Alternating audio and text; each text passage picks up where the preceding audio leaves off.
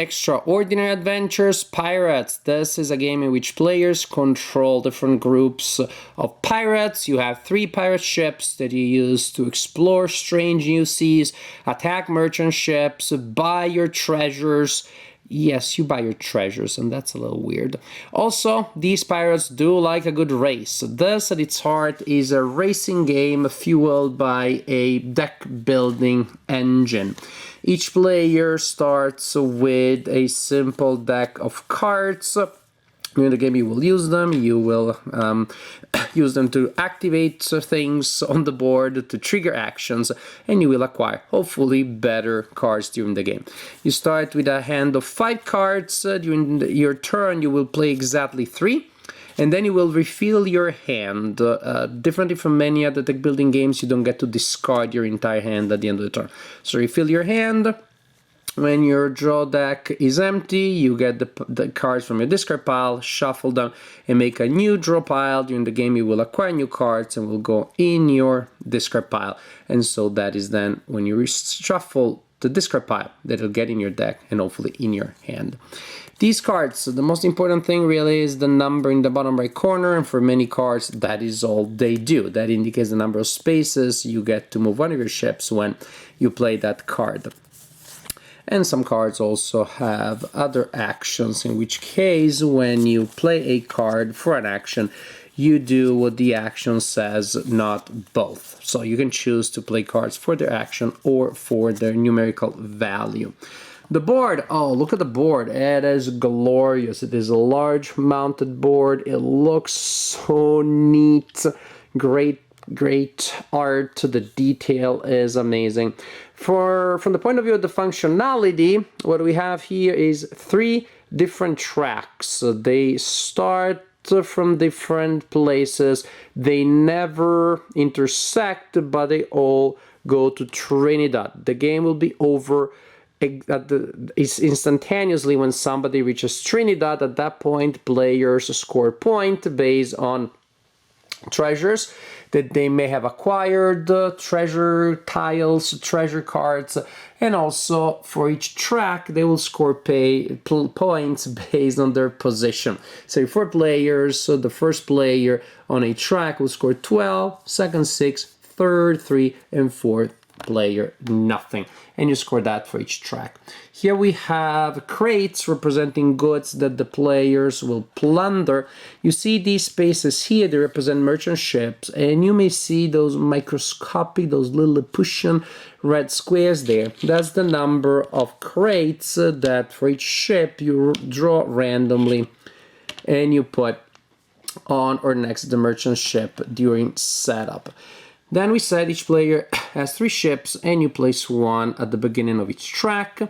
There we have treasure tiles that you can acquire when you are in port, exchanging the indicated number and type of crates. So for example, to get this one we need a red, a yellow, a brown, and a white. And I wish the white and yellow had more contrast on those cards. When they're on the same card, I can tell which one is which. When there's only one, it takes me a second to figure out which one is yellow and which one is white. So, what else do we have? We have the tracks, they go to Trinidad, but as you can see, they also have little deviation, little paths that depart from them. Some of these paths only lead to a merchant ship, and some of these other paths lead to a merchant ship and also to a port, and also some just to a port. And well, the idea is, again, remember you will play your cards to activate effects, and an effect that you will perform often is to move your ship towards Trinidad. When you get to an intersection, you can choose if you want to keep moving towards Trinidad or go towards that thing, and then simply you will use more movement points in following turns to keep moving. Because when you plunder a merchant ship or when you go to port, then your movement is over for that turn with that ship. So you collect these crates. So when you plunder a ship, you also get to take a merchant card. You draw it randomly from a deck, and you simply get cards, hopefully with better effects, or maybe not so much, maybe just pretty much the same as you had before. Next, we have port. So when we go to port, also you don't have to plant your ship if you don't want to, in case, for example, you want to keep moving towards the port. When you go to port, that is when you can exchange your crates for the treasure tiles that we saw earlier. That is also when you're in port that you can acquire a new card from this other deck of considerably more powerful cards. You shuffle the deck, 3 of them are visible, and you simply choose the card that you want to add to your crew when you go to port. And just some examples so you can see what they do and what, in fact, what a considerable improvement they are over the initial card. Some will be a little specific, like 3 on any track, but 2 on the blue track only. It took me a while to even notice that the track were a different color. Again, that's not strong contrast. 3 on the red track. Place 2 crates from the bag at 1 empty merchant ship location. Usually, where you can a ship can only be looted once, unless you do something else. So these are the different things that you can do. Continue like this. Playing cards to move, plundering ships, going to ports, until somebody reaches Trinidad, and at the point you see who the most effective pirate has been in this game. Extraordinary Adventures Pirates. The game has a lavish production, so I was very excited about, wow, we're gonna play this game, which is so beautiful. Look at these adorable little ships and the amazing map. The rules are clear, very straightforward, very streamlined. It has a deck building element. All the right elements seem to be there for me to enjoy the game, and unfortunately the game turned out to be pretty underwhelming to me and for my group. I would almost say maybe I'm actually the person that enjoyed it the most in my group, and I only enjoyed it so and so. Overall, the game felt a little underwhelming. The main problem is, well, it's by design, I believe, it's by default that you cannot be competitive on all tracks. That's beside the point. You're managing your options, and you want to be not too bad in 1 or 2 tracks, but you won't be able to be excellent or even just good on all 3 tracks. And there's just something underwhelming, something not great, and while a third of my resources I kind of like leave them behind. It's just sad and depressing, but it's the way it is. I like in modern design when you have more things to do than the resources that you have, but somehow the way it's implemented here doesn't work as well when you just see that there's poor sad ship there in the back, and maybe you're fighting for being second to last instead of last. There's also a problem that catching up once a player gets in the lead is extremely hard, and that is a fairly fatal flaw, I believe, in game design. Potentially, theoretically, that is not the case. Oh well, but if to get those treasures, to get those ships, to plan ships, you have to get away from the main track, and so that's a catching up mechanism. That looks like the way it was designed, and somehow that's not the way it worked. Because we notice when a player has collected a couple of treasures and then that player just starts racing toward Trinidad, it's pretty much over. And there's also another, it's not random element exactly, but say works as random in the fact that if people ahead of me grabbed the treasures, the crates that can be used to get certain treasures, that's pretty much it. It's very hard to get new crates on the board through other game effects.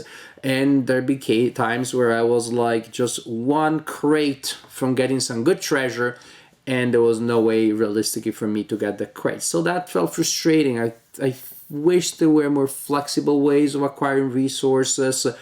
I don't know, maybe because again in Eurogaming these days we're used to the idea, I take this, I trade this, I can make a decision, fine, I'm gonna burn 3 of this one to get this other kind. Here you don't have many resources on the board. Yeah, there are so many crates, but they're gonna be divided among many players. Not many resources and a very rigid system. You get what you get, and if you don't get the right things, well, tough. So it just feels from the point of view of the experience underwhelming when you plunder some ships, but maybe you don't do much with those. Yes, you specialize on a single track because of the game effects, and then you rush that way. But it just feels like you're not doing enough. I just felt that there wasn't enough agency that I had between a ship that I had to leave behind if I wanted to be competitive, between some ships that I wouldn't plunder because they didn't have the right crates anyways, and some ports that I wouldn't stop because I was trying not to be too slow. I don't know, I felt like I was playing the entire game but not doing a lot of significant things, and somehow gameplay almost felt like it was going through predestined steps to give victory to the player that grabbed some early advantage and started rushing towards Trinidad. And that was pretty much my impression. My impression, yes, but also the impression of my group. It wasn't people look at me like, Mark, you don't get it. This is just so amazing. Everybody was like, I guess it's okay. I was building a deck and getting a slightly better deck. Also, it's a deck building game. The joy of a deck building game is starting from a really weak deck and get to some massive, powerful, godlike breaking deck. What does he break? I don't know. He breaks something. He breaks conventions of gaming.